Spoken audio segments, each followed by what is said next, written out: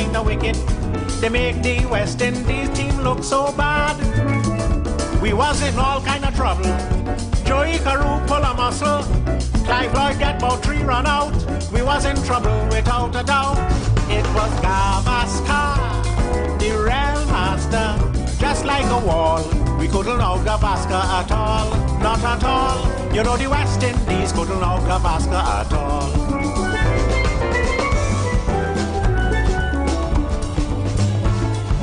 Venkataraghavan, Bedi in a turban, Vijay Jaishima, Jayantilal. They helped to win the series against the West Indies at Sabina Park and Queen's Park Oval. 158 by Kanai really sent our hopes up high.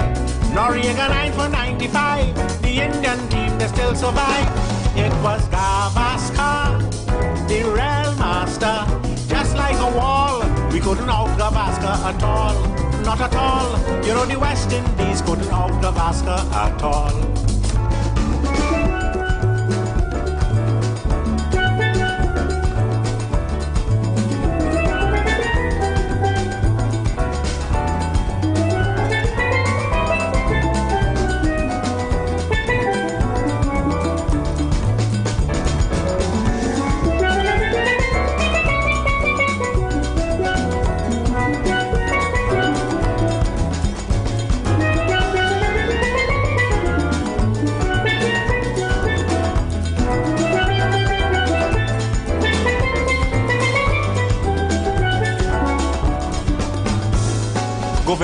Janjurani, Solka Abidali, Dilip Sadesai and Vishwanath. They make West Indies bowlers look like second raters when those fellows came out here to bat. West Indies tried holder and keep voice. They had no other choice. They even tried with Newton Dow, but a shot at the sorry they bring him now. It was Gavaskar, the real master. Just like a wall, we couldn't out Gavaskar at all. Not at all. You know the West Indies couldn't out Gavaskar at all.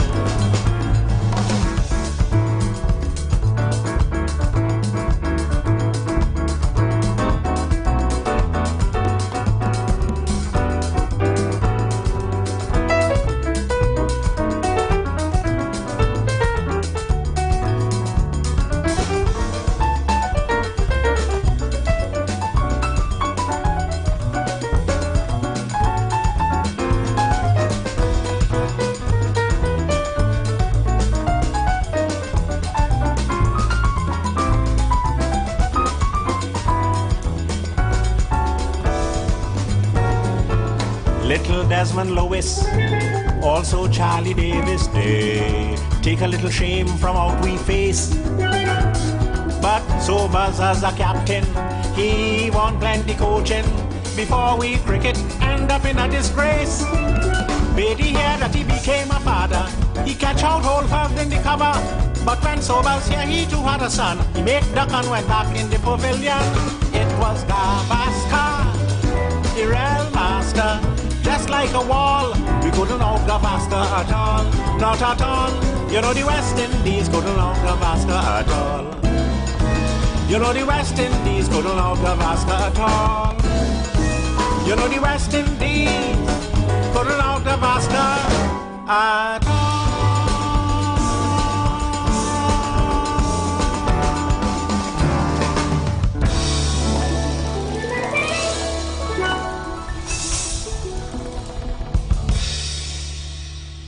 I say good afternoon from the Third Empire, Selvon Mitchell. The rest of the team will be joining in two shakes. The rest of the team will be joining us. But you know, we normally start by giving thanks to the Creator, giving thanks to the energies, giving thanks to those forces that we all believe in that give us that joy and happiness to be on the face of this earth, to enjoy the wonders of the creation that exists before us. We give thanks, we give thanks. I say good afternoon, I say good night, I say good morning, I say good evening To the listening audience, those in Russia, those in England, those in Nigeria, South Africa, those in the Caribbean, Barbados, Jamaica, Guyana, those in Trinidad and Tobago, of course, we can't forget, those at home, those in the United States of America. We say welcome to the match and the analysis of the match as it play. You know, yesterday we went through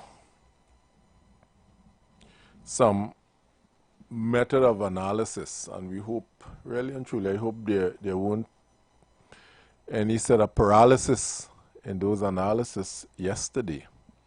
And how we look and we evaluate things from the Empire box. It seems, based on where you sit in the pavilion,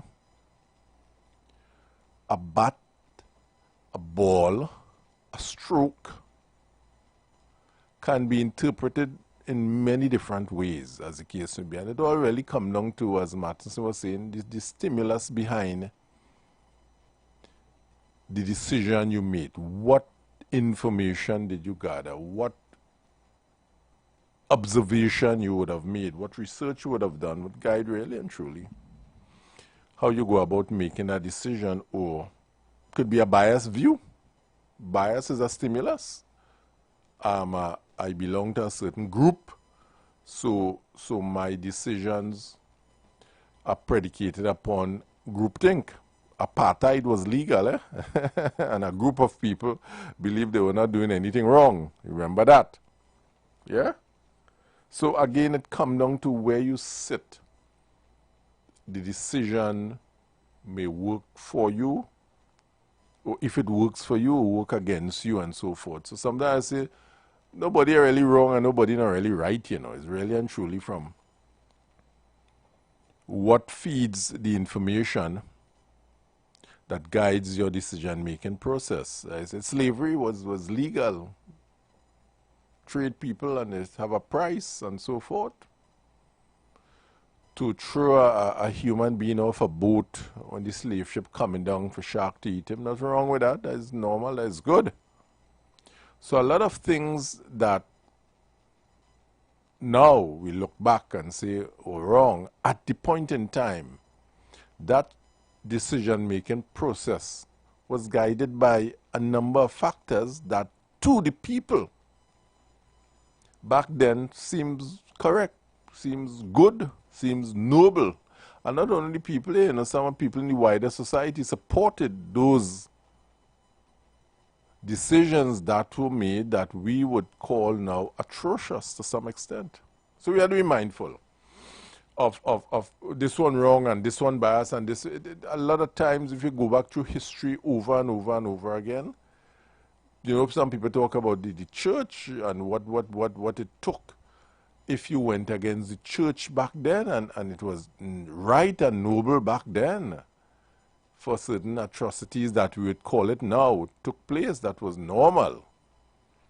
If you are considered a witch, we burn you at the stake and so forth, and the tongue and whoever determine that you are a witch and so forth. So in life, we evolve and we change and we make decisions, and this year we would make some decision based on what stimuli and events and social group and association and ethnicity and brought-up-see and culture, all of these determine how a decision is made, be it a social decision, be it a education decision, be it a health decision. All these are what we call your environment, to a large extent, determine and guide and influence.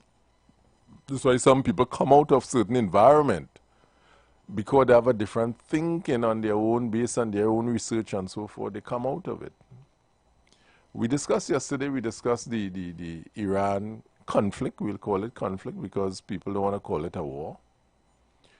And what would be some of the reasoning given for that conflict to be ongoing. Some may agree with it, some may not agree, and that is what it comes down to. Some may have agendas why they're in it, and so on, and we will sit here and in Trinidad and pronounce on it, not really understanding what's stimulating some of those participants in that conflict to do what they're doing. We're looking at it from what the news say, or what we not in no room, in no closed door room, in no closed door meeting, be it in UN, be it in White House, be it in Israel, to understand the real intent. So a lot of times what we do, we presume, we assume, and we think, well, that way it is. You understand? The decision really, and when we analyze it, like we play in lotto sometimes, we hit and miss. And you see what I tell you, boy, I tell you that going on. So, my Lord, you didn't have all the information. It's a feeling you had. And it just happened that the feeling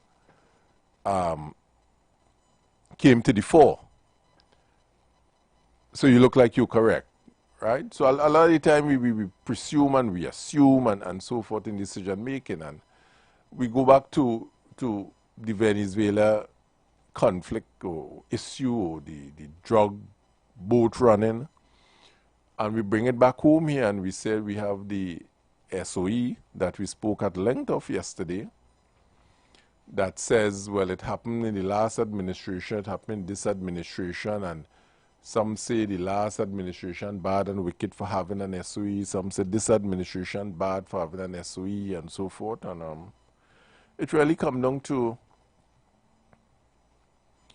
how you evaluate the information coming to you. And to some might say, I hear one or two callers say, well, I don't commit any crime, I'm not involved in any illegal activity, I drive within the speed limit, my vehicle is inspected, so I'm not worried about the SOE. By 6 o'clock I home in my house after I finish work, so I'm not worried about that.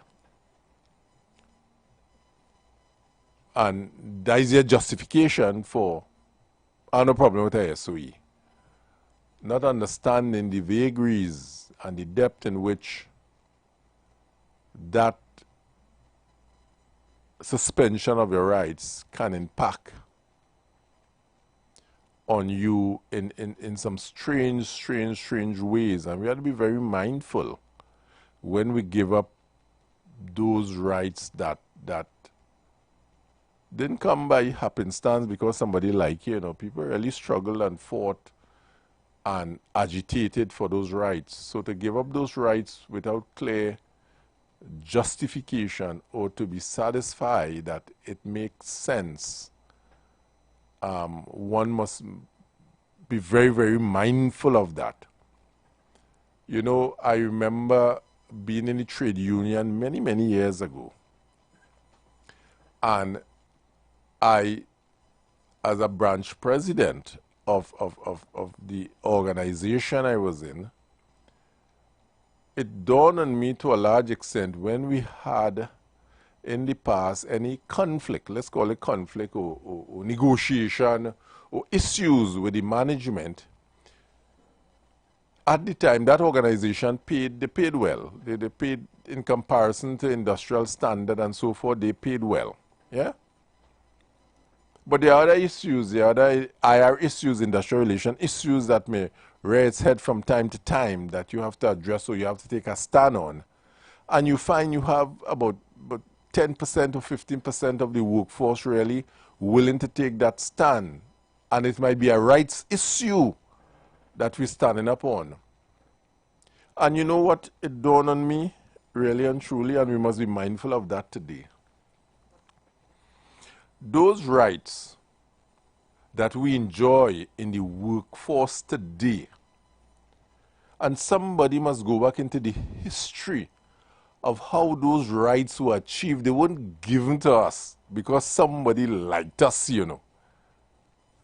That somebody, oh, I love the workers, let's give them this right. Those rights that we enjoy today, we actually stand on the backs and shoulders on some pioneers in the labor industry that struggled that stay out of company compound for days, beating drum and marching and so forth, for a lot of the rights that we enjoy in the workforce today.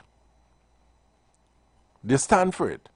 What happens now today, a lot of the workers that exist do not understand or doesn't have a real appreciation for how those rights that they enjoy today came about. So they believe that the company like them and is a nice company. So yeah, no problem, boss, no problem. And we go down the road like that. Not realizing those are things that you have to protect jealously. Rights is something you have to protect jealously if you understand how those rights came about. And people, we have to be very, very mindful. Very, very mindful of giving it up so easily without a clearly defined justification and some level of protection of those rights that our forefathers would have struggled to ensure that we have. So saying easily, well, I don't do no crime, so no problem with a SOE, and I could give up my rights and so forth in a naive way is really a childlike analysis of saying I agree with something as an SOE that speak to your rights. I want to say welcome to Umpire Matthews. Why I say call him Matthews, boy Matheson, to the studio. Welcome. You're probably thinking about the Bible. Good evening. Good evening to all our listeners.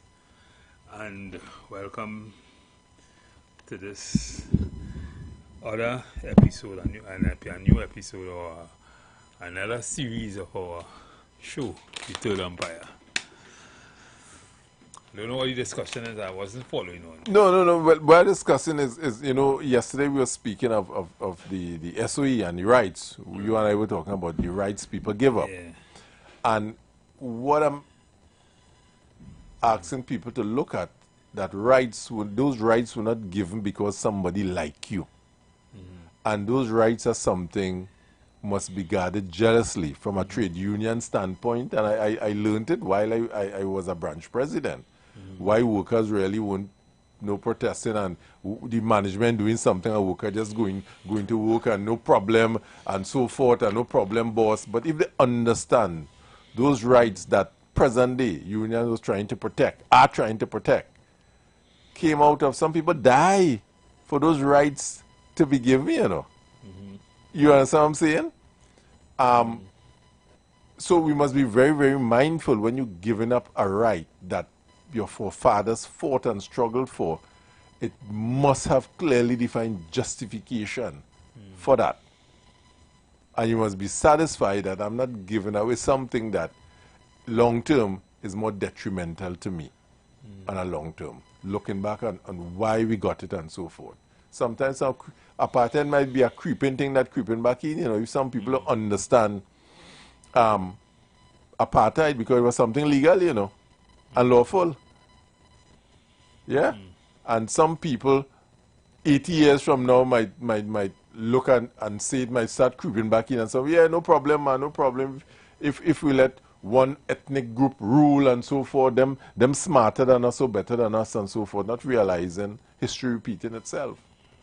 And you and I talked about yesterday the need for people to read and understand and dig deep before they make these loose decisions and say, well, yeah, no problem with that and so forth. With the SOE, with the ZOHO, I say all of that. With the SOE and the ZOHO, ZOSO, Special Operations, ZOSO. Zone of Special Operations, ZOSO. I believe my take is that being we in the 21st century going forward and so forth, there are solving crime with boots on the ground is ancient, is dinosaur, really, especially in a small country as Trinidad. There are conflict going on in Iran there, and nobody running about the place, you know, man just pressing button in room, you know. Today I was showing some simulation how these drones and they operate. And man somewhere, what, 300 miles away, just on some little remote thing like them game thing fellas playing and fighting a war. We are talking about putting boots and vehicle and I call it strangeness, because to me we are far gone using human as the first form of crime detection. Well, you know, you're right, and in every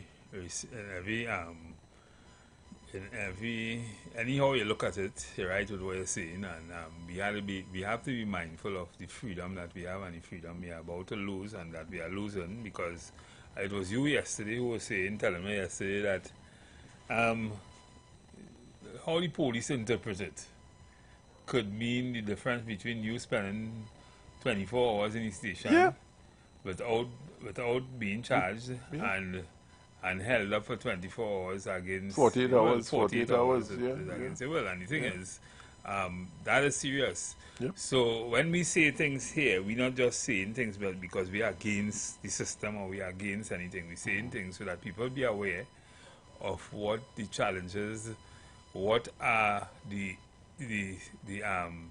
effects of that liberty that was just taken away from you in some way. Now the thing is, while that is so,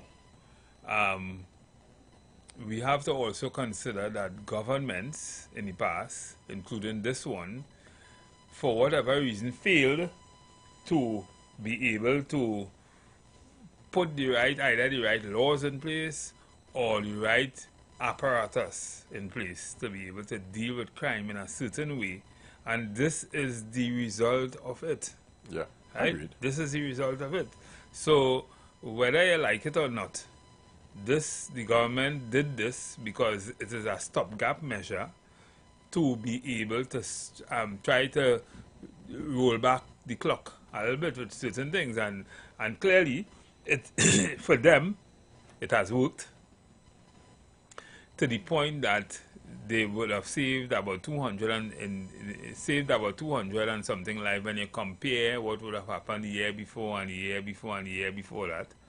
So in their opinion, they would have saved a couple lives, and if they could continue doing that, then in their opinion it will say something. And yet there are about 200 families or 200 plus families who might not be crying because they lost a son or a daughter or a child or something, right? But then glossing over all of that, glossing over all of that, we have to understand that this is what happened when people are not thinking, and when people are not doing what it should be doing to change the way we see things, or change the way we do things, or change the way we administer help in terms of security in Trinidad and Tobago.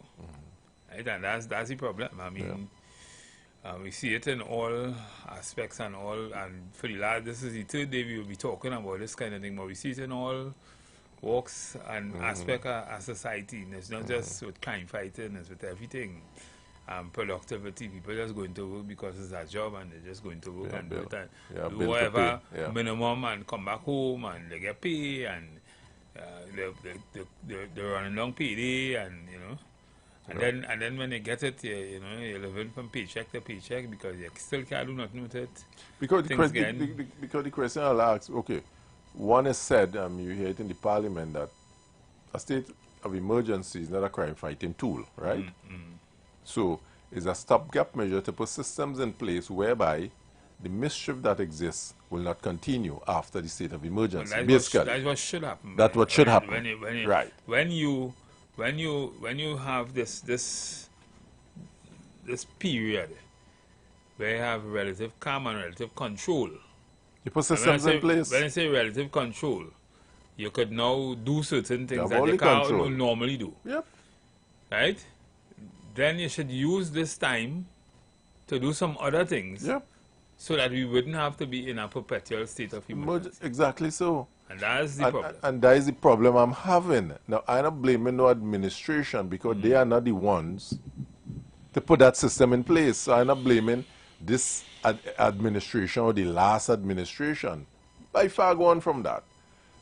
And, you know, it's something I always criticize when I hear political parties talking about we have a crime solution. And you have nothing to do with crime. Start to say, no. Well, you can have some suggestion in terms of legislation that you have control over. But the implementation at the end of the day is out of your hand. That's the funny thing about our system. So I want to say this too. So for instance, and how I look at things is so practical. You know, you see, if you look in the papers today, you see New York get fired, right? You get fired? 7 months early on his contract, right? And some will say, well, that's a bad thing, or well, treating an icon, so and that kind of thing. But the thing is, at the end of the day, you took the job knowing that you would expected to get some results.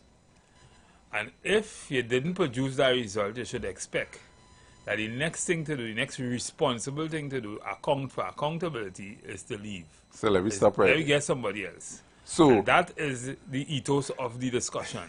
as a Yeah, contract lawyer, yeah. you would know when I take the job, there must be some KPIs, some terms and conditions Exactly. to fulfill. Exactly. So, So the thing is, we had to treat everything like that. yes. Right? Treat everything Yes. like that. Make people responsible. Yeah, Once you make people responsible and accountable with everything, We could measure result, we could measure success, we could measure failure and so forth. we could measure it. Yesterday I was telling a team of people in our organization, I mean, there's so many markers that you can, you know, acquire in the workplace to measure or to hold people accountable and to measure where you are in the workplace, where you are on the scheme of productivity and the scheme of performance and that kind of thing, right? How things are doing, who need training, all that kind of thing. You have so many things you could do in the workplace in terms of scientifically measuring it. Right? Good. We're going good, you know. Right. And you segue straight into it. Right. Like a true. Right? So the thing is, once we could do that, and once we understand that, we'll understand why it is, why we're saying what we're saying with respect to this state of emergency. And the pavilion had to understand where we're going now, because Yeah. we're saying here what's going on. We as a society, and this way the 41 have to check themselves before they wreck themselves, would appoint a commissioner of police. Yeah? The parliament and the thing and so forth.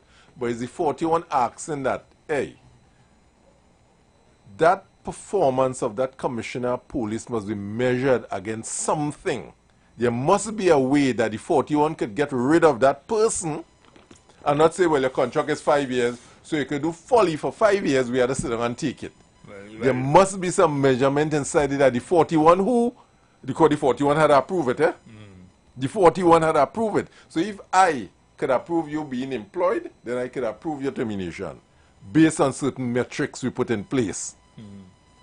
And the 41 is failing us, both sides, in terms of not, in my opinion, and I'm talking stimuli here, my opinion saying, we are a team of people, be a deputy commissioners and commissioner of police and so forth, and all their role is to fight crime and deal with crime and criminality and all this kind of thing.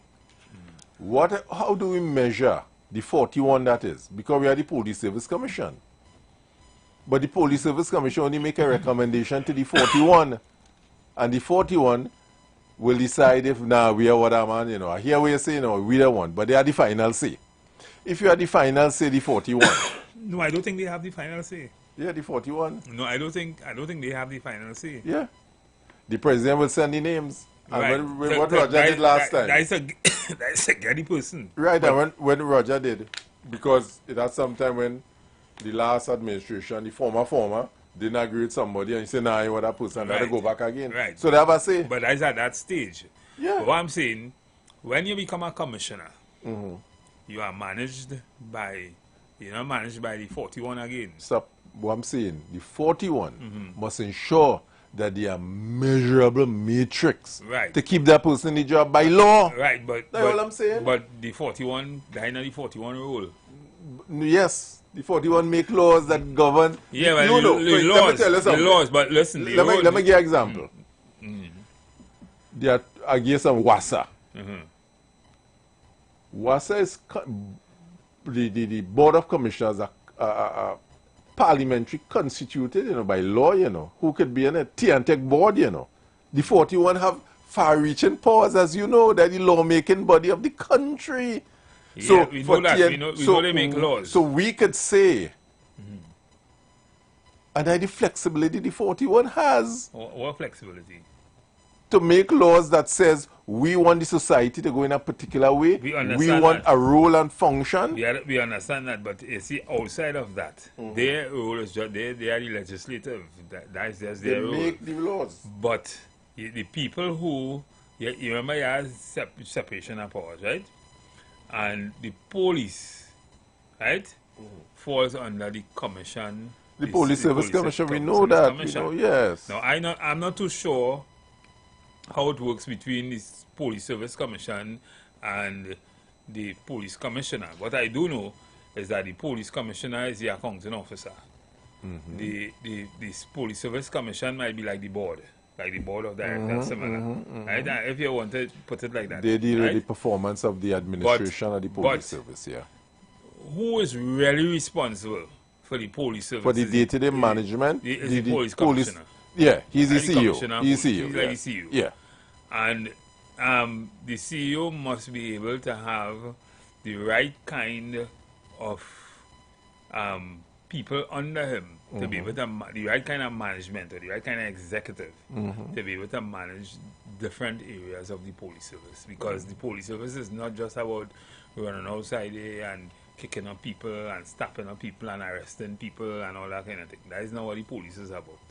The police is about maintaining law and order, and they must have a system to be able to do that. And the police, they make regulations to be able to do that. So they would know how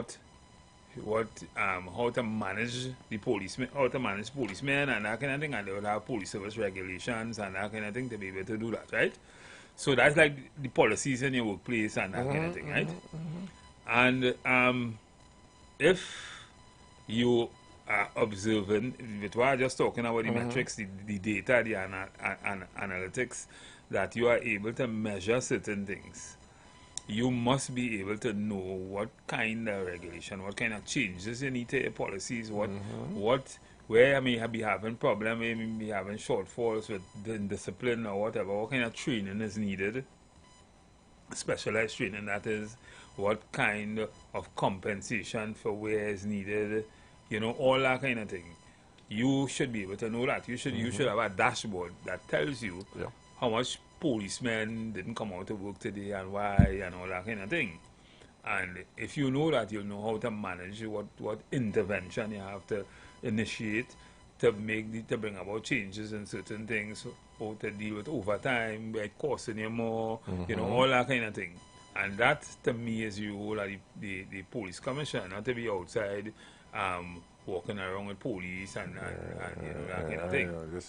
So, bravado gallery thing we like, This Punisher sign on you and all that kind of stuff. That little boy trending, that trending in my view. No. Right?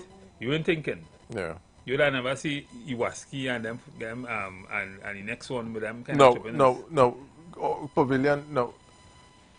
This is we generalizing it. This is not a targeted thing on Guevara or Griffith or Bernard or William or whatever name. We're just talking in general what is best practice in terms of having an effective organization to treat with something as the case may be.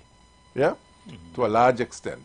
And I'm saying, in my opinion, I don't know, probably it exists. The Police Service Commission probably exists because they are the ones who evaluate the performance of the administration of the police service, the deputies and the commissioner, the Police Service Commission.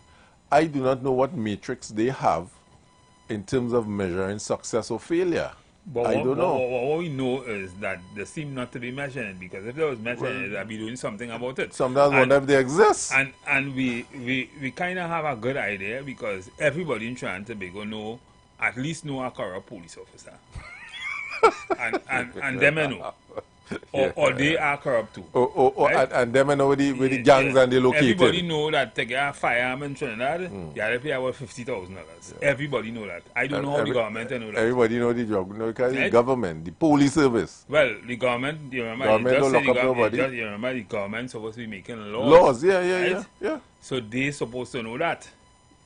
No, they're supposed to make laws and make sure that the laws are there, so when the police arrest them, there's laws to treat with the people who arrest them. Here I just say, here we are going now, man. I'm saying, if people was doing the studies and the analytics and that kind of thing, right? They would know, let me deal with acquiring a firearm. Let me just deal with that. You will agree, because I sure you know people who pay for firearm. I know some few people who pay for, right? But that's my business. But everybody and the friend and the mother know a corrupt police officer. A man who will take money for something, right? Who will tell you, listen, you have to pay XYZ to get a firearm. If you want to get you fill out the form to get a firearm, you know you have to pay somebody to get it at some point in time, right? Everybody, you hear people saying that all the time. The thing is, that's a mischief, right? And mischief sometimes does require some kind of intervention in law. So the legislator now come in and say, well, we have a mischief here. The police controlling firearms, and we just passed a law for home invasion and thing and that kind of thing, for people to be able to protect themselves. But they still can't protect themselves, because they still can't get a firearm. A poor man can't protect himself, because if for him to get a firearm, you have to pay $50,000 for which he have. That is part of a house for some people. So you should be able to have some kind of intervention to take that away from the police, if that is a problem. Form a commission. The 41 could do that. Right, the 41 could do that. Yes. Form a body to deal with firearm licensing, away from them crooked people. Right? And if you have corruption because in that body, the same law that says is the commissioner of police alone could sign. Is the 41, well, less than 41 at the time. Who make that law? Who make that law? Exactly. So they could change it. Exactly. So now, I just want to stick this in because I don't want you to leave it. This present executive have a majority in the parliament, All right, well, we'll come back to that, but go ahead. Yeah. Good. So I just trying to break it down. Yeah. So that, you know, the man listening will understand, right? So the thing is, how to fix things is that they will have measurable, they have data, they have analytics, and they could probably interview people. They could find things out. If you want to solve a problem in the workplace, and we breaking this thing, taking this thing right back down to the workplace, right? You have ways you can find things out in the workplace. You look at exit interviews. Everybody who left, why they leave? Why you want to find out why they leave? You want to find out certain things about the management. You want to find out. In the same way, you could do the same thing in the police service. All the people who ever get firearm or ever apply for firearm, I just using firearm licensing today as an example. Right? You pull all them application, all, right? And you call all them people and you do an interview. You find out how long it takes you to reach from stage 1, how long before the sergeant come and visit your home, how long before whatever. You do a survey and you find that out. You want to find out what's going on. You want to find out if people are able to protect themselves as you put in your law, your home invasion law, for people to protect themselves. You want to find out why people still not protecting themselves. They can't protect themselves. They do have a firearm. So you do a survey. All the people who apply, you do a survey to find out why they get a firearm. And then you start going up the line to find out what's going on. Right? That is hard to do. That's elementary. But the thing is, you need to take that away from the police. I mean, that is not rocket It's science. a rocket science. That is not rocket science. You need to move that away, form legislation to But do that. yet we had commission of inquiry, investigation, all kind of foolishness, and we have do nothing to fix it. So I'm saying, with everything in the police service, and that's just an example of how you could fix it. But you want to know, well, why it is you're arresting so much people. But 3/4 of the people they arrest, they win the case. Why? Why? Who did the analysis? Right? Where's the analysis? Who doing it? Yeah. Who checking Why? that? Are they arresting bad? The police Right? not properly trained. Well, They're not reading people their rights. well, what are they doing? What it is you're doing? Right? It's not the court. It's not the court. The court doing what The it's court supposed to doing do. exactly. Right? So what I'm saying is, I mean, I like to break things down. Yep. And it's only when you break things down, I mean, clearly we recruiting bad. Yeah. Well, I mean, it's hard to see that. We training bad. We not focused. We do have a plan. We do have probably a strategic plan as to where we want, what we want to do, how much, what we want to do for the police itself. And if they have one, like most other state enterprise, they will have one, but it mean nothing to the people in the company. The people in the company or the service don't even know what it is. Yeah. Some of them don't even know what the vision and the mission of the company is. Yep. Right? So if you don't know what that is, where you going to be working How towards? can I contribute meaningfully? Yeah, what you working towards? Yeah, yeah. You know when we do this thing like strategic plan, we had the cleaner and all, must know what They the have a vision role of the to play. They organization. have a role to play. Because everybody is like the chain is Yeah. the weakest link in the weakest link is a problem in the organization. Yeah. So you have to have everybody knowing what their real purpose here is. And if you can't do that, then you have a problem. Because the question we'll ask ourselves, during the last 6 months or so that we had state of emergencies and so forth, what legislation in terms of reforming, transforming, improving, realigning the police service to make it more efficient, to address criminality, we'll ask that. What tools were employed? I hear the Minister of Defense talking about we need more cameras and so forth and so forth. What was done really and truly from a management standpoint, from a technology standpoint, from a training and development, from a legislative standpoint? So let's do three: legislative, technology, and management training or development or strategic planning was done during that time, so the outcome after would be different. And these are the questions I will ask the 41. Yeah. Because I expect. No, the 41, remember, how things has come to the 41. There are technocrats who will observe a mischief, yes, no. Will we observe? Or our minister will bring a bill, or will observe something, and the technocrats will then look at it and they will write a bill. And then, the procedures with green papers and white paper and all that kind of thing, it will go through all of that. And then it will come to the House for debate. But the thing is, while that might be good, and people should be reading and people should understand what it is, what we need to do, and what, as this is parliamentarians I'm talking about, before we start to make noise in parliament and things, do we have some kind of caucus where all 41 come together and say this is in the interest of country, in the interest of national development and thing, and why we need this, and to see really and truly like a trial run to see if this will have any chance of going anywhere, and if everybody on the same page in getting this through. Now we might be talking utopia here, because these things don't really happen no way. No. I mean, I see, like, in some place in the U.S., they meet one another and they talk and they try to win each other and convince lobby each other and so forth. But because people, they are more independent in terms of the vote and the thought process. They're not party-oriented, because here, is whatever the party say doing, you can't lobby me. Because the party say, we're going no. Right. So you could lobby how much? And we have to be more mature as parliamentarians. That's what we want. I think So- Julian Lucky tried that once Yeah. under Pandy. That's what we And- want. and so forth. The thing is, while that is good, while that is good, while that is good, we have to find out if that is what I have never been a parliamentarian. I don't know. I just know. I just saying what I think should be happening. Yeah.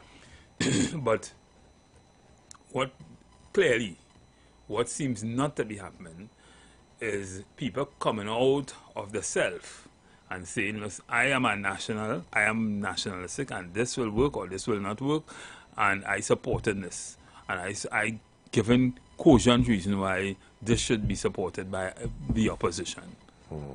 Well, the status quo does say, well, if you're going along with the party, we throw out the party, you know. You become a You have to take backbencher. you have to take the party view. Although the party may be wrong or totally contrary to your belief system and so and that forth. system that we say we are supposed to be part of Westminster. No, we're not mature for that. We say that it's easy it words don't to work. say. It don't Talk work like cheap. that. It don't Talk work like cheap. that. I see in Westminster people on the government side asking the Prime Minister hard question in Parliament because his constituency tell him ask that. Exactly. His constituency want to know about so and so and so, and the Prime Minister the answer in Parliament. Correct. Because it's a mature society, we still in the groupthink kind of party politics and so forth, and we're not thinking of constituents. We more think party first instead of our constituents or country and so forth. And we had to grow out of that. We really had to grow out of that. So And now we're in a Trumpian era, yeah, where, oh Lord. which is a kind of different thing. But Yeah. the thing is, it's so important that we understand how everything connected, and connected in ways that if not us not understanding it, but if we don't do what we should do as citizens, we will have serious problems. We'll be like a hamster going over and over. We coming up to the top of the hour, we're going for a break. When we come back, we will continue this discussion shortly. You've got bills to pay, and so do we. Let's go pay some bills on the street 919 FM.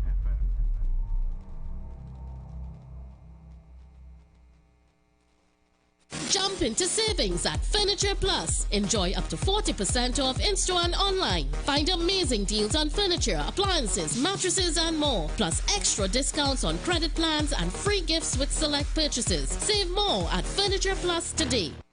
Get ready, this is big. Our first annual epic fundraiser cruise. Sail in the sunset aboard the stunning Embassy yacht at King's Wharf, San Fernando. Easter Sunday, 5th April 2026. Boarding 2:30 p.m. sharp. Sunset vibes, sweet music, pure liming on the water. Tickets only $250. All funds for a great cause. Together we change lives. Quick route, no glass bottle, no big cooler. Casual dress, come as it comes. Payments can be made by Monday, 30th of March 2026. Tickets still available. Call or WhatsApp 683-8569 right now. Limited spots, don't sleep. Sail in the sunset, Easter Sunday, Embassy Yacht. Let's go. TechFlex TT Limited, the #1 computer store in Trinidad and Tobago, has all your tech needs. We have the latest computers, powerful MacBooks, and affordable Chromebooks for school and work, providing new and refurbished options to suit everyone's budget. Also, we carry a variety of printer options and ink solutions for your home and office needs. Need repairs done? Our experienced technicians can solve your tech problems. Visit us now at any of our 2 locations, Wilson Road, Scarborough, next to Royal Castle, or Penco Street, Montrose, Chagonas. Call 235-4919 for more info. TechFlex TT Limited. Affordable tech. Exceptional service. Score with Coca-Cola. Check out the FIFA World Cup 2026 consumer promotion on now under the 591 ml football label bottles at supermarkets nationwide, and see press or social media for more details. Score with Coca-Cola. Blessings in the wonderful name of our Lord and Savior Jesus Christ. You are invited to listen to the Final Hour broadcast heard every Monday from 11 p.m. to 5 a.m. in the morning on the Street 919 FM. Hear my mom, Pastor Helen Garcia, and myself, Pastor Valentine Garcia Jr., preach the Word of God to the elderly, youth, and children. We can be contacted at 629-0113 or 623-8444. The church is located at 26 Prince Street in Port of Spain. We look forward to you joining us. God bless you. As my life I lay it on the altar, as my life. Man, I went by the ATM to get some cash and the machine saying insufficient funds. I sure I have money in my account. Boy, that happened to me already. Here what to do. Make a report to your bank. But if you're still not satisfied with how they're dealing with it, contact the Office of the Financial Services Ombudsman. Let me text you the number. If you want to resolve a complaint with your bank, non-bank financial institution, or insurance company, contact the Office of the Financial Services Ombudsman at 800-4FSO or visit www.ofso.org.tt. We can help, and our services are free. Not everything has to change. At KFC, we don't change the flavor, we add more. Now, get our delicious Lent value meals so you can keep on crunching. Get a fish sandwich for $45 or fish fillet with one regular side, also $45. We give you more of the taste you love for Lent. So keep on crunching with KFC. Finger licking good. It's a whole lot of flavor wrapped up in a twist. Some of them try to rap, but they don't rap like this. With crispy KFC tenders and lettuce and carrots and shredded tortilla embedded, perfect wherever you headed. Dripping with that creamy mayo and that mambo sauce. Let me tell them one more time to get my point across. It's a craveable, crunchable, movable, functional, flavorful meal that your taste buds must endorse. KFC, crunch twist, crunch twist. None of them, they don't make it like this. Introducing KFC's Crunch Twist, a flavorful wrap with a delicious difference for just $29.95. KFC, it's finger licking good. Go to FIFA World Cup 2026 with Coca-Cola. Just buy any Coca-Cola 591 ml with football labels. Uncap and submit your code via WhatsApp to 3282878 for your chance to score with Coca-Cola. Share the live. Share the live. The Street 919 FM on Facebook and Instagram. Share the live. Iowa George on Instagram. Share the live. Iowa TV and Street TV on YouTube. Share the live. The Street 919 FM. Yeah, so we're back, and what we're looking at is how we analyze and the probing questions that the population should be asked, and instead of the pointing finger, there must be questions that is removed from emotion, really and truly, and feelings, but practical questions that says, look, this is the expectation we as a population have from office holders. In this case, the office holder is the personnel in the police service who are responsible for crime, the personnel in customs and personnel in custom and excise, the personnel on the port, the personnel in municipal police, security personnel we're speaking of here, the Coast Guard. What is the expectation? Because crime and criminality seem to be a challenge that we on this 5,400 square kilometer rock seem to be having and cannot solve for some reason or the other. 1.3 or 1.4, I don't think we're sure how much people have in Trinidad as yet. I know. See, when last CSO did a survey to give an exact figure how much people it have. I think, if I'm not making a mistake, I think they're doing one. They're doing one right now because we've been banting about the figures for the longest while. We haven't sure. But you know, don't I hear 1.3, 1.4? I don't know. I don't know. I don't know. It's probably about that still, because remember, as people born, people die also. Yeah, this is it. You know? So this survey have to be ongoing and so forth, because you see. Why that, as I go in a little bit, why that's so important? Because of course it's resource, important. It's important because you know how to distribute resources. Allocate resources, you know. You must know how much people in school, how much people need. And there's something, this goes to something, I think Manon was talking about some years ago, when he talked about gate and thing. But I guess the way they introduce gate the way we do things in Trinidad and Tobago is just like by VAPs. You have an idea, it's sounding good, and we just implement it. But my thing with everything, including the social network and funding social security and funding everything, is we must understand, we must have the data to be able to work with. Of course. Right? But all of that would usually come out of a strategic plan. Right? And I don't think Trinidad and Tobago ever had a national development plan. Right? We say we had 2020 vision, but I didn't see that pegged to any benchmark figures or any real deliverables. Like for instance, if you say you have GATE and you want to give students, right, the opportunity to study free, it must be pegged on some kind of thing, national development some trust. National development trust down the road. So you want to have 20 nuclear scientists because you want to go into nuclear energy. You know, they will get high priority for free education. You're looking for the brightest and the best in that area to give that free education. Can be. You know, you want to have 90% come out lawyer. Yeah. And in your country everybody suffering going into law, everybody going into technology, no engineers. That doesn't make no sense, right? Yeah. So you want the people to go and study pathology.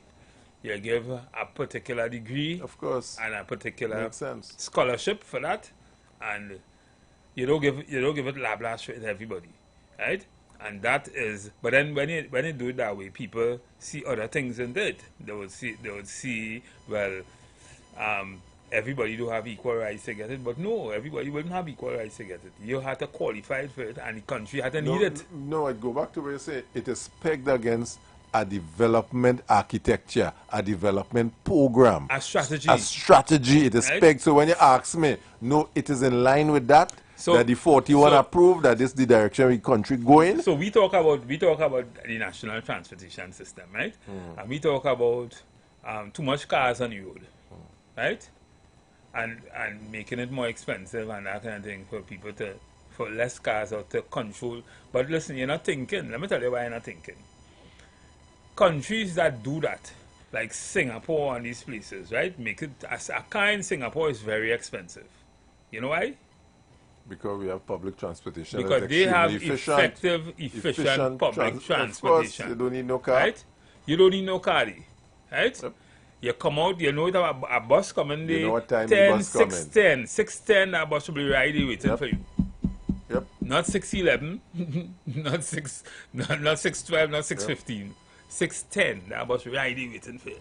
Right? And that's the kind of society you want. So if you have a public transportation system that you can rely on, then you could now you can tax, you can say one person to a vehicle, or you can say we only want vehicles with 3 people on the highway in the morning, or 3 people or more on the highway in the morning, or something like that. So everybody, Tom, Dick and Harry, 5 people in a family, in a household, and 5 all they have cars on the road in the morning. That makes no sense. Right? If you have a national transportation system, either rapid rail, buses, different transportation systems, we still trying to lock up people who pull in bull to send people home. But you ain't have no system for taxi. You know, yes, watch now.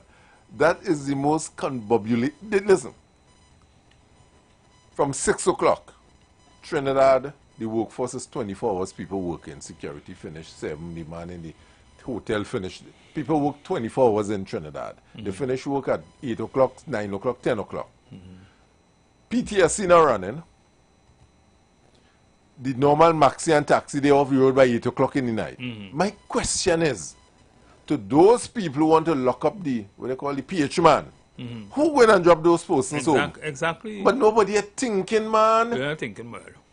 No provision for that kind of thing. You have not made any provision for those persons who leave and work at 7, 8, 9 in the night. You're saying, or those that go to work. You know what you're saying? Get money and call a Uber, or call a whatever, or, buy a car or something. Because right. But you're not then thinking. we be saying this is illegal, but what provision is there for developing, are using a nice developing society as ours? to have a reliable public transportation system. So if you don't have a public transportation, reliable one, you have what you have now. You have the problem, you have the chaos. Everybody have a car, 3-4 people have cars in the house, 4 cars, 1 man has 3 cars and all that kind of thing. And then you know, daily we have over 200,000 vehicles heading down to Port of Spain. Exactly. And we ain't say rationalize. So why them come in Port of Spain? We must ask that question. We and do a survey too. Why all them come in Port of Spain? Talking about building road. We will never have enough roads in Trinidad and Tobago if we stay on that system. Just build a rapid rail, do something. And if they're hard to do that, the Chinese will come and do that. I always talk about them. They will come and do that for nothing. Right? And then they will own it, they will control it, they will make it, they will toll and whatever, and they'll make back the money in 30 years, they give it back free. What it is. We had to ask ourselves the question. Pavilion, we are talking about the efficiency and the efficacy of the police service in terms of managing crime and criminality. Invite the callers to call in and talk to us. Yeah, no, they could call, of course. Normally they jump in. Stay on track. Yeah. Stay on track. Call us on 342-0081-466-5391. Yeah. Stay on track. We're talking strategy here. We're talking national strategy here. Exactly. And I asked myself the question. I saw development work in Asia, some in the US and all. Overnight. 2 days. I tell you, things are built. I was in Chicago a couple of years ago. Caller, welcome. Yeah, good afternoon. We have Fire Madison. I think he has pre-elected. Yeah. Our visitor area. Yes, good afternoon, Fire Madison. Mr. Producer, check us here. Yeah, hello? Yeah. I think there's something. Hello? There's something wrong because I realize callers are not getting through. Caller, we have some technical difficulty here. These lights are on here. Right. Yeah. I think the these three phones are up. Alright. There's something I want to press and yeah, but I was saying, with everything, we had to think it through. Yeah. And if you're not thinking it through. The example I was going to give you. In Maraval, by the bank there, by the corner, they widen the road and build a bridge. Simple, right? Yeah. Widen the road, it takes them about 3 years. Right, the corner. By RBC. Yeah. About 3 years it takes to do that. Widen the road and build 3 years? Yeah, I remember. Are we mad? As a society, where we going? I see the road in that Manzanilla stretch. But since they had the flood and the flood out, so what 3-4 years? A flat road? Yeah. I was trying to figure out where we going. We are everything, buddy. We are everything. Where we going as a society? We are the aggregate, we are the pitch, we are the asphalt, we have everything. Where we going as a society? Really and truly, where we going? I was going to tell you a story before you bring up that the first time. Go ahead. Right? Mr. Producer, if you're here, you must check us now because we seem to have a problem with the phone lines. Yeah. So, what was happening before was that, for whatever reason, to me like it had corruption and at every step of it, right? Because you see, you just have to look at a piece of road. Look, that piece of road, that is Mova Road. Is that Mova Road or Lady Young Avenue? Which one is that? When you're coming up by Market School in Mova to go by the police station. That piece of road bad for like... Oh, good. But it's still bad? But real bad. It caused an accident and all. When you come up, if you come up that hill in the night, if you drive straight and you go down in them big hole, it's mashing up your car. So you had to come over on the left-hand side, on the right-hand side. And you come over on the right-hand side and a car, and you're on a hill. You can't see what coming in front of you there. You could get mashed up. You could get mashed up. It's a chance to take in. It's either you mash up your car or somebody mash up. Yeah. So a lot of these systems, we talk SOE. Let me see if I can get the producer. I'll WhatsApp him there. Yeah. I'll WhatsApp him there. He should have been here already. Yeah. Let me see if I can. Yeah. So a lot of these systems that to the pavilion, we might talk the SOE and the police service, but I just one microcosm of the major problem we have in terms of managing our lives and livelihood, really and truly. And I removed the parties from it, the last administration and this administration. I put them away, you know, because there are some things that we, the people, are responsible for. But since it's so easy to pass the buck and blame somebody, we do the blame game. No. I mean... It's easy to do. Easy to do what? To fix the road? Who's we the people? I know telling you about that piece of road and move. So who will fix it? You know, Jelly Jug will come and pave it? Who will pave it? Oh, so wait. You're saying that the people in Mova should go and pave the road? No, I'm saying... So I say they should block the road and protest? No, there are people in the agencies to fix the road, we the people. But they're happening, but you see, at the end of the day, people are get paid to do it and that kind of thing. Government has to do it. That's a government function, right? So they probably know. They probably know it too. I had to say that. They probably know it like that. But that road is practically impossible. From the time you come down the hill by Paradise Island and you come down on that TD, and you turn to go up the road up by the police station. Yeah, I know, yeah. That's madness, right by Marcus School. It's building a big school there. Madness. And nobody in Ministry of Works, you know. People will die on that road one of these days. Caller, welcome. Yeah, good afternoon. Yeah, callers, we seem to be having a problem with the phone lines. I'm not too sure what's going on. Press the space bar. Space bar anything. Yeah. I know if it's this. What about this thing? Yeah, see, you should be pressing all kind of things. Press with that red light flashing for. No, this is my key. The tree speed phone up. Where's this red flashing for? No, it's not. It's just not this. I don't know. I didn't see the producer. Yeah. Apparently not here. But callers, bear with us a little bit. Yeah. Apparently, I'm not too sure what's happening. And yeah, like you break the door there. We ain't getting no call. We ain't hear any producer at all. Yeah. What we on the phone lines, Paddy? You playing here now at all? Make a call and see what will happen. Yeah. So what I'm saying when I say we the people matters is we the people in who were given the responsibility to implement those fixes, you know. So monies would have been allocated to, let's say, Ministry of Works, the regional corporation, as the case may be, you know, to do a number of repairs. I see Ministry of Works and Infrastructure say they identify some 500 potholes or something like that. Let me see. Caller, welcome. Yeah, good afternoon. Yeah, good afternoon. We hear you now. Thanks. All right, Mr. Rollocks and the producer Mr. wasn't here all the time. Selvon.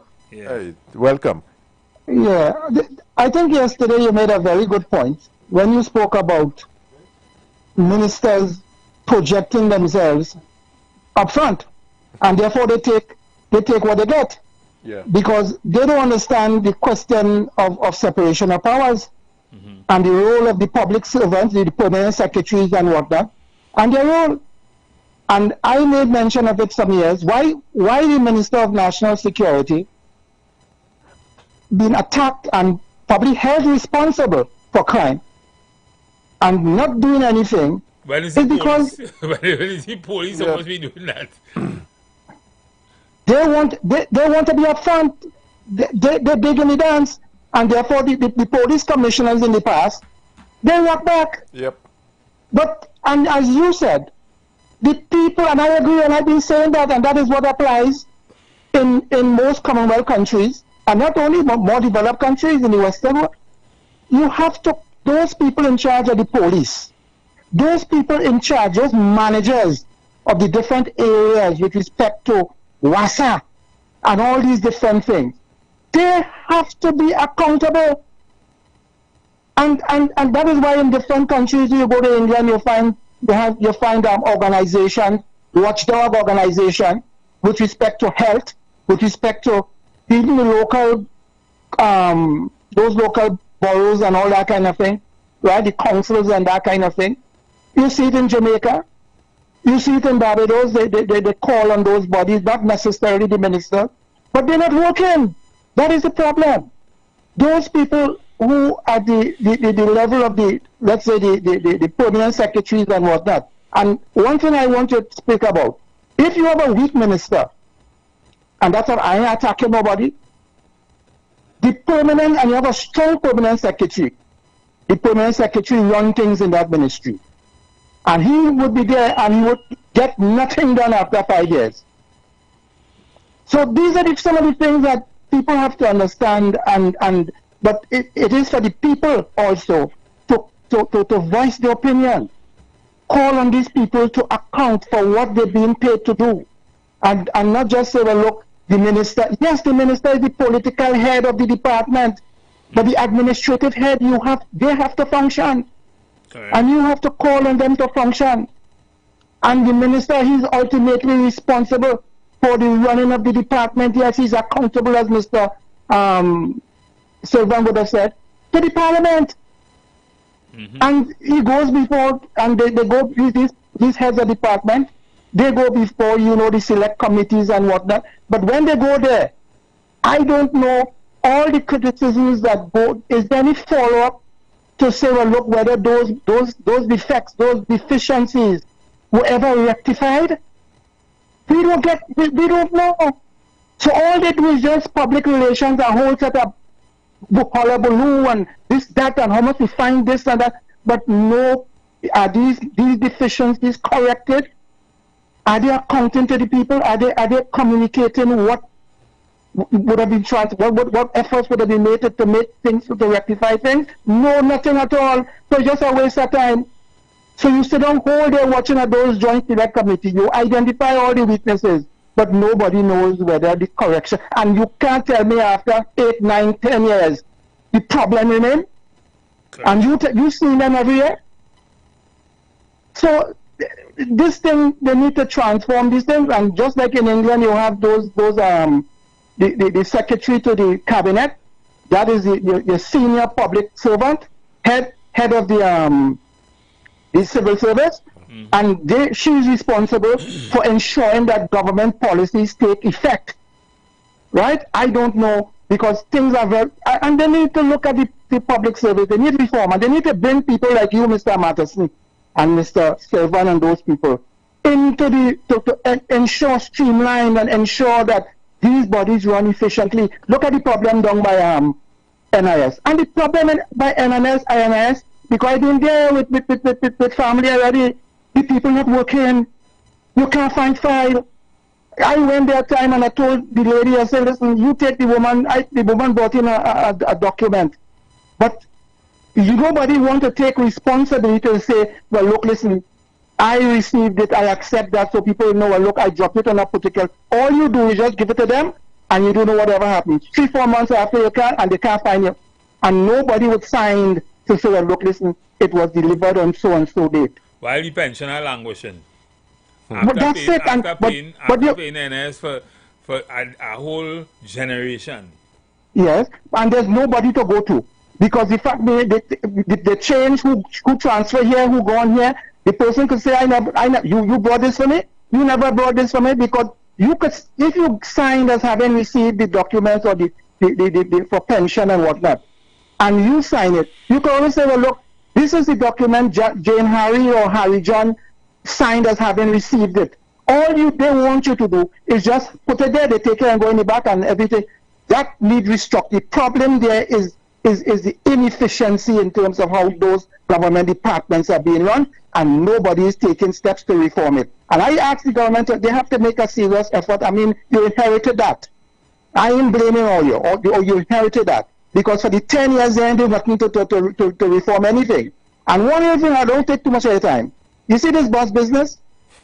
for years, I, as a little boy, I said, but how it is you on the road, and you see one bus pass about 9 o'clock, empty, and next one empty in Diego Martin. I talk about Diego Martin and the West and that kind of thing. Yeah. So you can't say, if you tell people, if you say to people, you have a bus leaving to San Fernando at 9 o'clock, a man would leave home, he want to go to South, or you leave at 8 o'clock. He would leave home 6 o'clock, getting that bus at 8 o'clock, and people would be there But you just can't run a bus to Diego Martin. And when the bus running because no people are because you're not keeping a schedule, you just running bus as mad people. Trinidad is one of the first place I see buses be running, and buses marginally cheaper than a taxi and that kind of thing, right? Yeah. And running empty all over the place while you have a million cars on the road. You know, that's so strange. Everybody waits for the bus in New York. And it's running. Yeah. As you walk out, you're getting one. Right? The train is the same thing. All now so in New York. When New York is what? An hour behind us. Or behind us. If we are 5 o'clock now, then they go be 4 o'clock. I think the time changing probably in the next week or so. But the thing is, if you go to New York now, you go in the subway, you will see a jam pack. Everybody travels on train, right? It is expensive to drive. Yeah. Right? So the thing is, we are wrong side society, and I guess oil and gas is we us in Trinidad and Tobago because we don't understand the value of things. Yeah, I want to thank you for taking my call. But one thing I want you to probably Monday, please God, when you come, Mr. Malteson and Mr. Rodox. This matter with respect to this Shell having signed some contracts and whatnot in Venezuela with respect to, and I think the Dragon gas and whatnot, and I think they reported that the minister said, well, it's not with the government, and we spoke about that. So it means that I got the impression, but you will have it on Monday, that they didn't want the government to really be involved in that kind of thing. Shell has shares in this nitrogen plant down in Point down there, BP and all those people. So what they were saying, what I get out of it is that yes, the company Shell went and they signed the agreement with respect to exploration of gas and oil in Venezuela, and they are going to also explore, continue with the Dragon gas, the pipeline, and all these things to Trinidad. But in other words, it will be controlled by the Americans. Yes, and what they're saying here is this: is that it's going to be controlled by the Americans. So in fact, it's not a question of dealing with Trinidad per se, where somebody could run and turn off some pipe and all that kind of thing. You have to tell Shell why you, again, part of the contractor. I don't think you will have any power, any authority in telling Shell, don't sell to Trinidad. So you took that. Shell has the power to sell gas to whoever they want. And I think that's a better way to deal with this matter. How that benefit in Trinidad and Tobago? Well, in any event, it's a matter of accessing, I think, is to access the gas to get those plants in Point Lisa's going, and also to attract additional investment from outside with respect to energy, because you get in and you guaranteed a supply. Because in any event, you have to pay for it. The gas from Venezuela, you get in a Dragon. You ain't getting it for free, you know. But we know that. But right. So the gas from Shell, you would have to pay. But the fact remains, that is my understanding. I could be wrong. My understanding with that is that you have most of these plants, Nutrient and all these different energy, methanol, some of these plants are idle because they don't have sufficient LNG or gas in order to keep them going. And if you have gas here and you have a supply of gas, you would also get additional investment in the energy sector. Namely methanol and all these different things. How is Venezuela and the Venezuelan people benefiting from that? That's Shell. Well, you have usually you get royalties. And how because it's the same way when the Chinese drill in there, the Russian, the other companies drilling down there, what they get is royalties. What we get is taxation and royalties. And just as when those people, they are mobile drilling here, what we get from it is the same thing. We get royalties. We get those taxes and whatnot, and that is how that's how the thing goes. As far as my understanding, I could be wrong. I know that, but what I'm saying is, this is a case where we drilling in we now have using the American infrastructure, using Venezuela on Venezuela vein. What is in it? What is in it for us? Is it that we are getting royalties from? Well, we are not. What I'm saying is that what I'm saying. What I'm saying. You're getting gas. What you want, what Trinidad want, is gas. The oil field, whatever the dragon, that is in Venezuelan soil. And the fact remains is that if the Shell would have drawn up this contract with Venezuela, it doesn't mean to say that oil and gas will be coming to Trinidad. They're selling oil to wherever the market is. Right. On whatever market. Trinidad has a market for natural gas. Yes, you have plants in Trinidad that were idle, and you may be able to attract foreign investment again. So you need gas to propel the industry to keep it going. So that is what you get, and you have to pay for the gas. But the thing is the availability of gas. That is Trinidad's major problem. The availability of gas. And in any event, in any event, Shell would have been doing they are the ones who are laying the pipes and all these different things. They're the ones who engage in exploration. And you sign contract with Venezuela with respect to some 20 years something. And then you have to pay them all. Right now you have to pay them 1-something million US a year, all different charges and whatnot. But the fact remains, you buying from Shell, so Shell supplying you with, you getting what you want is a supply of gas. All right, thanks, caller. Excellent. No, but I mean, you people could explain it a little better for probably next week. Thanks again. But that's what I got. But I am not too sure that I'm correct. All right. Thank you. So, you have an next caller? Caller, welcome. Good afternoon, gentlemen. Good afternoon, my friend. Welcome. I just want to give two simple solutions that will have broad effect for the country. The first thing is there are a number of government agencies that's supposed to be open 24/7 by now. Even if not open to the public, have some functions going on to clear up whatever backlog exists. We should be online. You should be able to access service in the night anytime.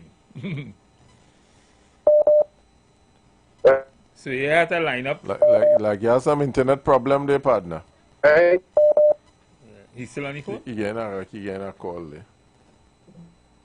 I think he getting a call coming through by him there. So he getting a call. Call back the caller, like a call was coming through that creating a challenge there. Yeah. The problems we have is not difficult to the problem. When I say we the people, in terms of we are the ones that work in WASA, we are the ones who work in TNTEC, we are the ones who work in the municipal corporation, we are the ones who work in Ministry of Works. In Ministry of Works we call road inspectors that will inspect to see which road. This why the minister could say that 400 or 500 pothole that to fix as the case will be. Caller, welcome. Yeah, good afternoon, gentlemen. Afternoon, welcome, man. Yeah, thanks. Umpire Matheson, I think he has called today, and we have our returning umpire behind the stumps. Yeah. All right, lots of topics. But one of the things I want to raise, right, is the role of the PS, because I remember some years ago, some PS were claiming that the head of the public service is not just supervisor. So they were of the opinion that they have nobody can do a performance appraisal for them. I do not think. Hello? I'm with you, you here? Yeah, I do not think that was ever rectified. I do not know. So the PSs and them, they have this they are the accounting officers for the different ministries, and they feel, well, they are on their own. I don't know if it was changed, right? Because I left public service almost 10 years now. Yeah, well, 9 years. So we have to look into that. Who does the performance appraisals of the PSs, right? Now, you mentioned 41 persons in the legislature coming together. Now, that wouldn't happen in a society like ours. Yes, we have a prototype of the Westminster system, but we have in the midst operating a plural society with one population is 39.6 and the other one 40.5, right? So that will not happen. In fact, Lloyd Best had mentioned it or suggested it, that we have, instead of having an upper and lower house, that we have what they call a Macro Senate. That is everybody, the combination of the upper and the lower house. But that was never, is a theory that was never tested and which never came into fruition, right? We also, well, you talk about the industrial relations with the rights dispute and the interest disputes, which are, which are the disputes that more or less are taken to the industrial court for solutions, right? And you also talk about some other topic, because a range of topic. I also want to mention this thing with the doctrine of state, that means with the doctrine of state necessity, which the SO is a derivative from that, in that is the tool that the state uses to regulate itself whenever we have uprising in the society, or we have unease in the society. Now, I just remember it yesterday when we were also talking, and that the first state of emergency in 1970, that was a different state of emergency to what we have in Norway. That one was caused because of uprising and deviant behavior in the army upon Tetra and with the Black Power riots and all this kind of thing, right? Now, at that time, there was no National Security Council. So the cabinet will have met in emergency setting and came up with, with the Prime Minister advising the Governor General until 1970. Caller, we're running up to ADA, so kind of trying to wrap up there. We have a few seconds to add. So I just want to mention, because student listeners will know, we have different types of state of emergencies in Trinidad, right? And not necessarily that there was always a National Security Council, which was brought about by Ms. Manning and This meal tip is being brought to you by Royal Castle. Our culture, our taste. Lent is here, and the castle is making fasting easy and tasty. Come enjoy any of our 5 delicious fish options, all made with a fresh catch, seasoned local style, and cooked to golden perfection. Try the fish meal. 2 slices of fish with a side. The fish combo. 2 slices of fish, 1 side, and a drink. Maybe the fish sandwich combo of 1 sandwich, a side, and a drink.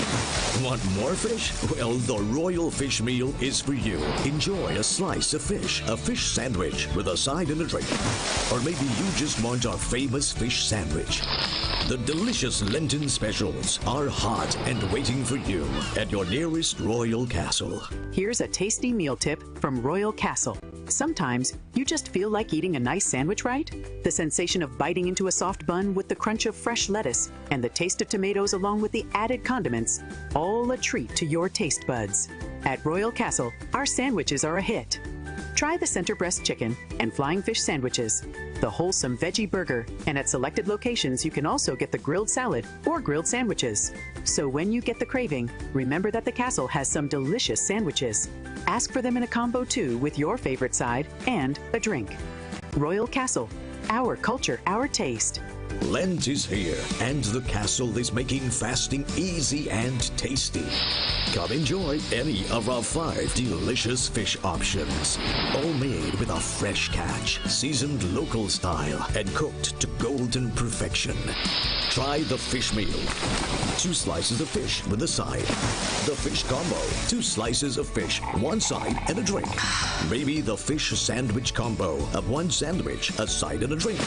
Want more fish? Well, the Royal Fish Meal is for you. Enjoy a slice of fish, a fish sandwich with a side and a drink. Or maybe you just want our famous fish sandwich.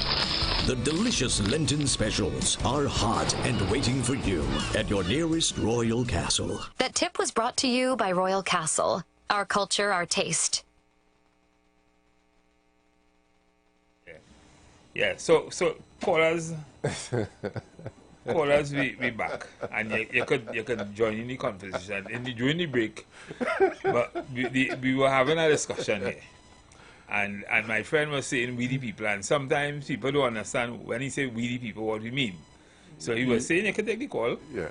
He was saying that caller, welcome. Yeah. That the people are responsible, not without saying management is responsible. And management is with the people who are the managers of the system. Yeah.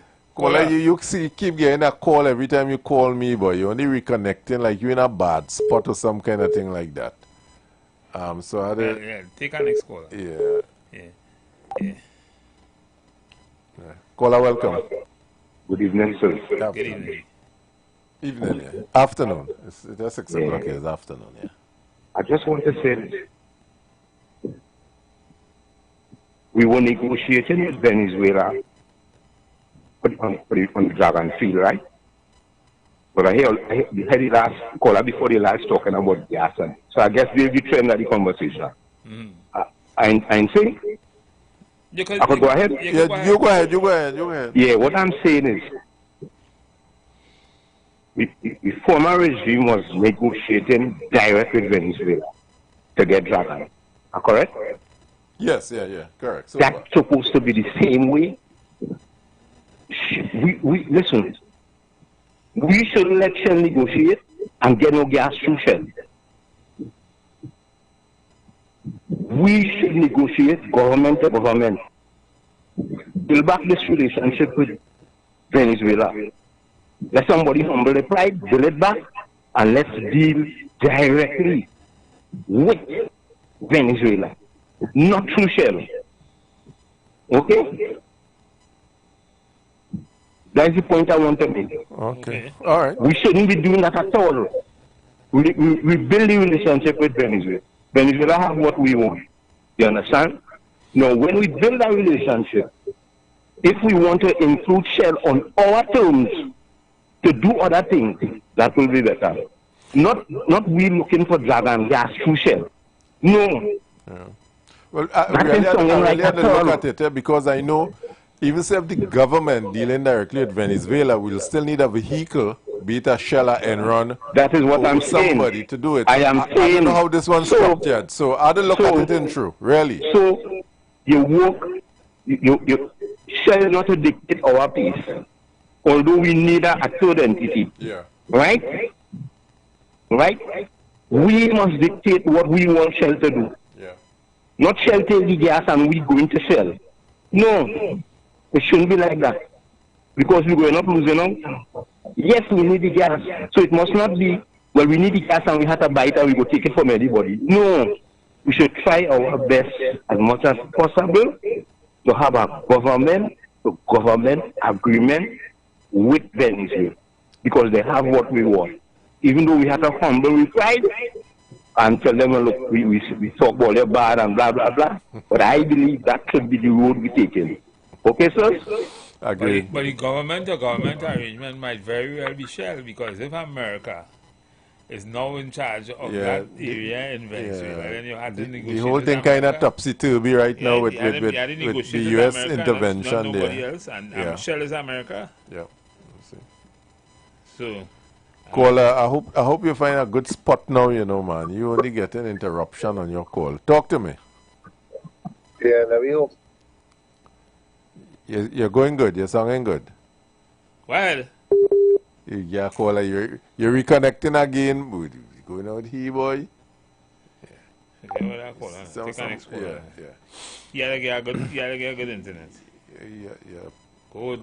Change location. The mobile or buy proper internet or something. You know, call me direct on the direct phone. These hotspot, you know. Call you directly on the phone or something. Yeah. You can't be waiting for, you know. So the fuel thing, I hope this administration nobody debate we will happen, because I mean that fuel thing is I haven't looked at it. I haven't looked at it and I deal with that. But we'll deal with that probably Monday also. Yeah.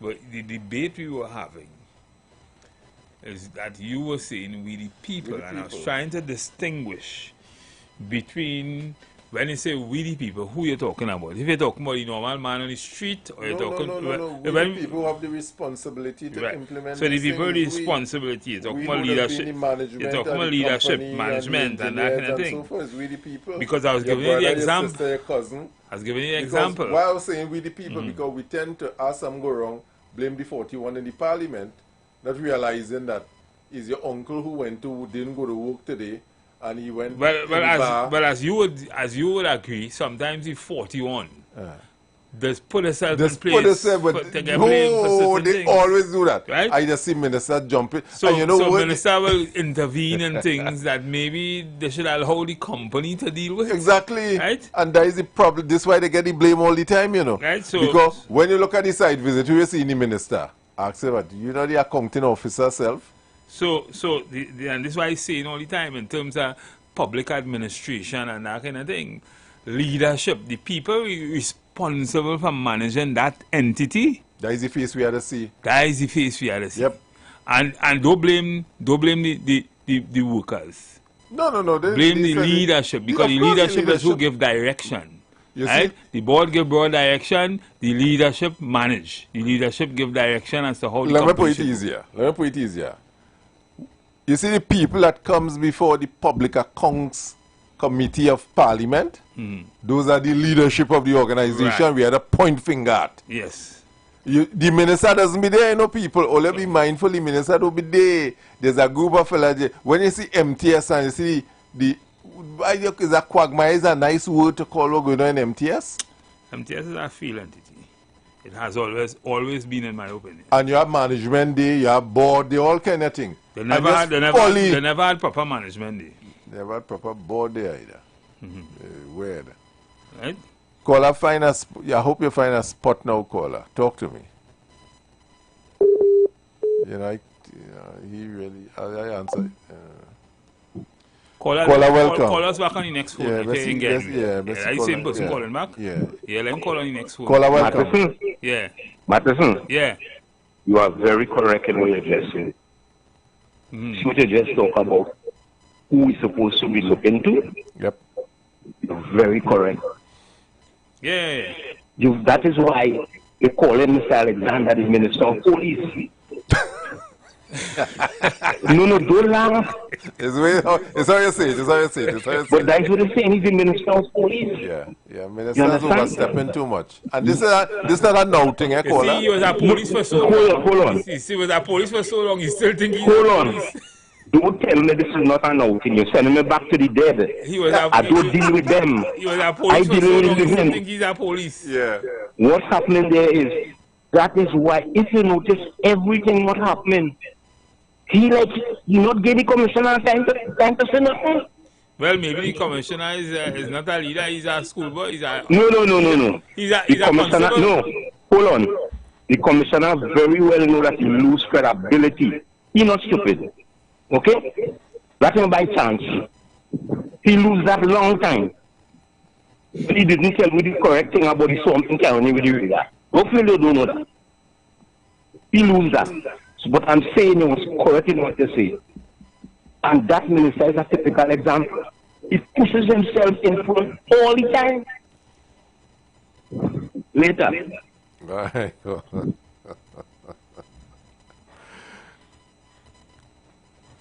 Yeah.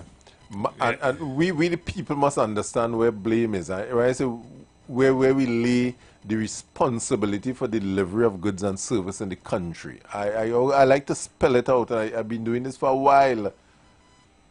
If there's an regional corporation, for example, I remember at one time I spoke about there was a hole in front of LZ Plaza, and one night, a wheel going down in it, and that hole actually stood there, annoying the public for months. And you know what it takes? And I measured the hole, and the hole was about 18 inches by 8 inch deep. Is one bag of oil sand and so forth could repair that in 2 days, you know. I don't need no minister. I don't need no $10,000 to fix the problem, you know. I want you to take the repair the one and move out. Caller, welcome. Yeah, Match referee again. That's not my number given problem. I don't know. No, that's not your number. It's a guy calling, but every time he call, like somebody calling him one time, and it's disconnected. Yeah. But the question we need to answer here is who does performance appraisals for the PSs? Right? We were just about to come to that, because when we say leadership, for some reason we don't have all the elements in leadership organized properly. So a big part of it is the performance management. Because if you're not managing performance, you can't manage the people. You can't get the data, you can't get the analytics, you can't get nothing. You can't understand why the system not working. Because you're not able to manage performance. But of course, not only that, in the 70s, after the oil boom, and in the 80s, PSs used to be on government programs on TV, in the old TTT, the original TTT, and they had. Well, that's where they have to be accounting for the performance of their agency. Not no minister jumping up and talking strangeness. I mean, I use a nice word because we're on the radio. But way out of place. I want to hear the permanent secretary talking about the performance of their ministry, or the CEO of WASA talking about the performance of WASA, what the challenges they're having and so forth. Let us grill him. Let me focus. And the reason why inefficiency lasting so long is because they know full well we deflecting the blow at the wrong side of people. That's why yesterday I say we in the maths class and we beating the man for spelling something wrong in the English class. Let us put blame where blame lie. If your road has some patches and so forth, find out who in charge of the regional corporation, the CEO in charge of the corporation, why the patch not in the road. You understand what I'm saying? The first thing you say with the minister don't patch road. The minister is responsible for providing the allocation for the management, as Matheson say, to patch the road. But if the allocation are provided, the allocation will be provided. Everybody know the allocation. You don't know secret. If the allocation is provided, how they doing it? If it's not provided? Yeah. I mean not provided. If enough allocation is provided, okay. If they don't have the allocation, the money to do it. Well, they say yeah, the money penal DB regional corporation. No, I just say God knows to come out and say, look, no. What I'm saying, that the conversation. So I wonder is no money. Dr. Sami, for example. No money in Mova then. No money to fix that road in Mova. That road so about almost 2.5 years now, eh? And I'm sure they get money 2.5 years. That road so about 2.5 years now, and it's real bad. About 2.5 years they pave it, and right after they start building a school, called Old Market School. Yeah. And while they're building that school, the trucks smash up that road and never fix. All for election and thing. Bad. It's worse now. Accident galore. They have the money for it. Well, every year we have what they call they have to submit draft estimates and the different governmental organizations, right? So you will know, well, so and so you put you're setting aside that for X, road X or Y. Of course, there will be what they call contingencies, which will have a special fund for, right? So you know the corporation they does normally have their statutory meeting where the public could sit down and listen and ask questions about these things. You know, that is our role and responsibility as the public to hold them accountable when they have these monthly statutory meetings, that you, the people, could go and sit down and ask them, why my road bad? Why this, that? But we don't take up their responsibility, you know. We just sit down home and say the minister, where we have a role. Money is allocated as you indicated there, caller. The road are being fixed, and we sit down, we cussing the minister when we could go in the meeting in the corporation and say, why will they cut the grass, why will they clean the drain, and question the CEO responsible for implementation in the corporation. Yes, because the statutory meeting is the only meeting open to the public. Exactly, we can ball at them. Also the minister, also who the MP, also is expected to from time to time, you know, attend those statutory meetings, so he will know what is happening within the council and the MP for the area. Because I remember my time in office, caller, when they have the statutory meetings, the police service, the fire service, you have the corporation people, you have a number of other bodies that are there that the burgesses could ask the hard question too. So it's not a matter of sitting at home like Alice in Wonderland. get out the chair, go down the corporation when they had a statutory meeting, when the police there, you could tell them about the criminality going on in your village. The Tiantec is there, you could tell them about the no street light on your road. It is there, but we, the people, sit down home and expect me, I don't know, go in the statutory meeting and make noise. There's also the regional coordinating meeting. Yes. There are representatives from the utilities and all of them is there. And you, the people outside there, to go in this meeting and make your noise. All of you all will know where's the allocation. The regional corporations are not a secret, you know. These are public numbers. Of course. But I just want to end by saying, now, Chambers in his time as Prime Minister, he kind of initiated accounting to the taxpayer, where he will send ministers and like some PSs to different meetings. He tried that format to get, when he said Fed back to work. But the first meeting he kept in St. Joseph, people had to pelt down the people with big stone and thing, and that was the end of that. It never had no accountant, no taxpayer again after that. So I just want to end by saying that. Thanks, Kola. But the PSs and them, we have to watch and ensure that they do what is, what is right. All right. Yeah. Good. Okay. Thank you. Okay. Marty, so I close anything, but anybody else? too close. There's a minute to go again. Yeah. Well, right. So once again, we come into our close. Today's a very short day. Yeah. Short show is usually 2 hours a day, and we will certainly be. We'll have an exciting week next week, God willing. A very exciting week. Very exciting week. Yeah. We will be firing on all the pistons. Yes. We have all the whole team. Fires. The whole team will be here next week, and we have a lot to talk about next week. We have a lot of geopolitics to talk. We have a lot of everything to talk. So next week we will be coming out here with the whole team, of course, and probably more. Yeah. And you might have to ask the station for more time when the thing heat up inside here. And we will certainly be looking forward to your intervention. You call in and chime in and talk with us and share your bits and pieces. But we've come to the end of the show. So until we want to say goodbye. Yeah, and enjoy your weekends. Be safe outside there. Observe the traffic codes and obey the law. And don't drink too much. Have a blessed one. You've got bills to pay. And so do we. Let's go pay some bills on the street 91.